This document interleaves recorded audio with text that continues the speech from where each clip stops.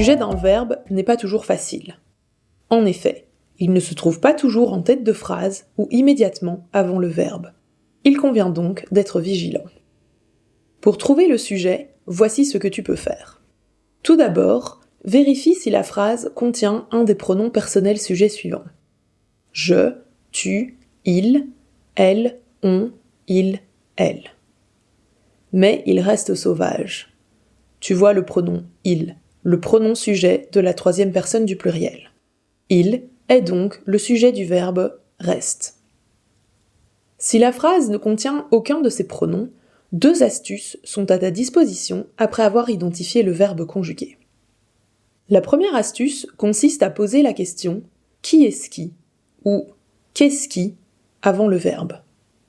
Par exemple, l'animal apprivoisé est un animal sauvage. Qui est-ce qui est un animal sauvage ?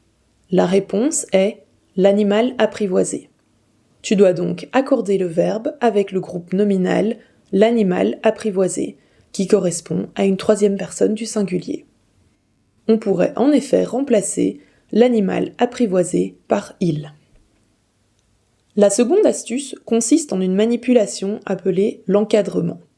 On peut encadrer le sujet par « c'est qui » ou « ce sont qui ». C'est l'animal apprivoisé qui est un animal sauvage. L'encadrement prouve que le groupe occupant la fonction sujet est l'animal apprivoisé. Attention, si ton sujet est constitué d'un groupe de mots, l'accord se fait toujours avec le noyau de ce groupe. Le noyau du groupe sujet correspond au groupe nominal minimal sans ses expansions. Prenons l'exemple suivant. Le dressage des animaux vise à leur faire accomplir un programme précis. Tu peux supprimer le complément des animaux dans le groupe sujet, le dressage des animaux, et obtenir une phrase qui a du sens et qui est grammaticalement correcte. Le dressage vise à leur faire accomplir un programme précis. À l'inverse, tu ne peux pas supprimer le groupe nominal, le dressage.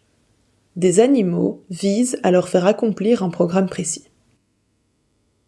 Le noyau est donc bien le dressage qui, dès lors, donne son nombre et sa personne au verbe vise. Pour t'aider, tu peux écrire sous le sujet que tu viens de repérer le nombre et la personne que doit donc recevoir le verbe. Et maintenant, il n'y a plus qu'à passer à la pratique.